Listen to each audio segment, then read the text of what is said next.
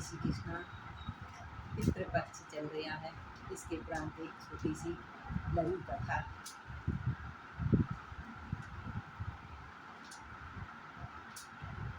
इसके पहले आप चैनल को सब्सक्राइब जरूर करें, कमेंट जरूर करें।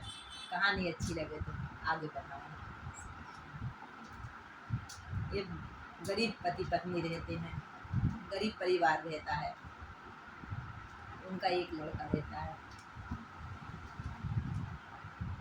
गरीब रहते हैं तो भी हर माँ बाप अपने बच्चों को पढ़ाने का बहुत प्रयास करते हैं। इसी प्रकार उन्होंने भी अपने बच्चे को स्कूल में डाला, पढ़ाया।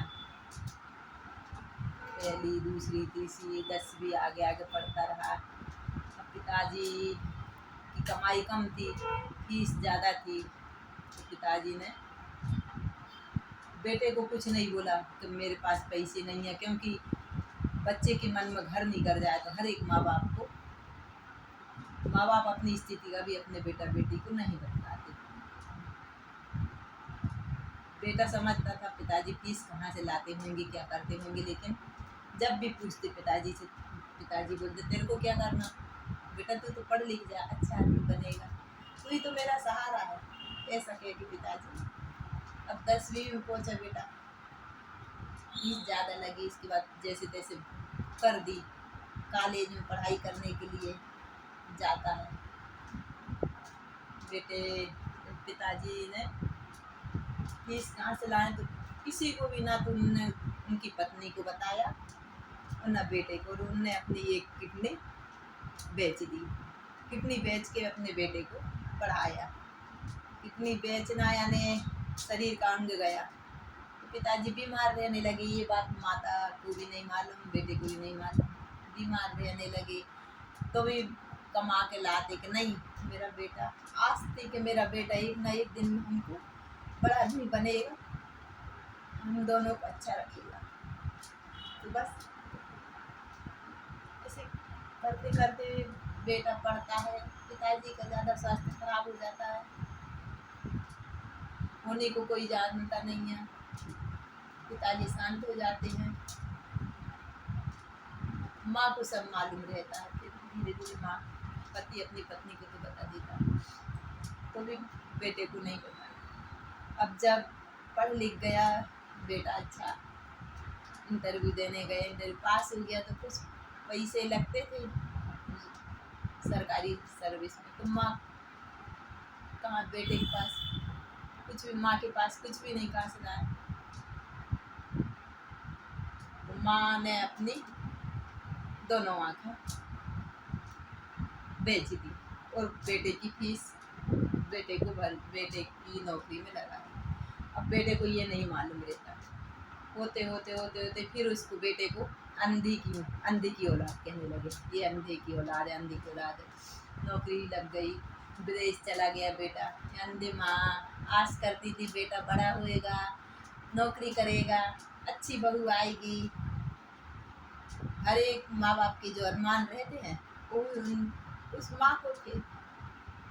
बड़ा होकर विदेश चला जाता है, आता है, कभी दिवाली में आता है, दशहरे में आता है, माँ को थोड़े बहुत पैसे दे देता है। 6 महीने भर में आता है, 6 महीने में आगे आने लगा, फिर धीरे धीरे साल भर में आने लगा, फिर धीरे धीरे उसने तो आना बंद कर दिया। बेटे ने पैसे भेज देता था, तो माँ गुजर बजर चलाती रहती। खाने टूटा फूटा मकान गांव का रहता है, तो अब बेटे ने वहाँ पे विदेश में जाके लड़की पसंद कर ली, शादी भी कर ली, लेकिन यहाँ माँ को नहीं मालूम। बस माँ तो अरमान लेके बैठी थी बेटा आएगा, कभी तो आएगा। तो यहाँ माँ बीमार रहने लगी। पड़ोस वाले बोले अपने बेटे के पास क्यों नहीं जाती, बेटा तो आता था, तुमको फ़ोन नंबर लिखवा गया होगा, पता लिखवा गया। ऐसे करके माँ ने सोचा ठीक है मैं विदेश चली जाती हूँ। तो माँ जाती है विदेश। बेटा पहले आता था ना, तो ऑफिसर भी बन गया था, लेकिन उनको गांव वाले अंधे की औलाद कहते थे, उसको अच्छा नहीं लगता था, तो इसलिए उसने आना थोड़ी कम भी कर दिया था। विदेश में बढ़िया शादी वादी करके मौज मस्ती में रहने लगी। जो माँ, हर एक माँ की आस रहती है वो उस माँ की थी। अब वहाँ जाती है, पता पूछती है, यहाँ कोई है कोई नहीं पता उसका। पर्स में लिखा रहता है, पढ़ी लिखी तो नहीं रहती, सबसे पूछती है ये पते से मेरे बेटे को यहाँ रहता है क्या, मेरा बेटा यहाँ रहता है कि मेरा बेटा यहाँ रहता है। तो लोगों को यकीन नहीं हुआ कि ये अंधी माँ, और इनके बेटा तो वापिस है, इतना बड़ा 3 मंजिल मकान है ना, नौकर चाकर घर के सामने खड़े हैं, गाड़ी है, किसी को तो कोई किसी को नहीं बोले हो, किसी ने पता गलत दे दिया होगा।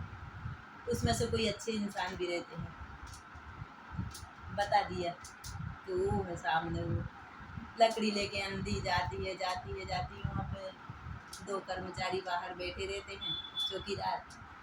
ये चिट्ठी तो अब उनको डर भी लगता, कभी साहब को नहीं बताएंगे चिट्ठी, और कभी इनकी माँ निकली तो हमको मारेंगे। तो साहब ये एक माँ साहब खड़ी हैं और आप पता सब आप ही का लग रहा है। तो बेटा ऊपर से देखता है तो उसको डर लगता है कि कभी हमारी घर वाली बीवी देखेगी तो कहेगी इसकी माँ तो अंधी है। तो दूर से ही देखता है और बस कह देता है हमारी माँ नहीं है, आगे जाने दो। ऐसे चौकीदार भी बैठे रहते तो बोल देते माँ ये पता है यहाँ का नहीं है और कहीं का है। कहाँ है बेटा, कहाँ है, तुमने हमको रास्ता बता दो। बेचारी लकड़ी लेके ऐसे जाती है, ढूंढते जाती है। वहाँ से एक कार आती है, ठोकर मार देती है माँ को। ठोकर मारती है तो माँ हुई की हुई बेहोश हो गए, जान निकाल देती है, मर जाती है। अब वहाँ भीड़ रहती है, भारी भीड़ रहती, इतनी भीड़ रहती है तो उसका घर सामने ही रहता है बेटे का। लेकिन इस भीड़ कैसी है, तो बेटा जाता है देखने, देख अरे ये तो मेरी माँ है,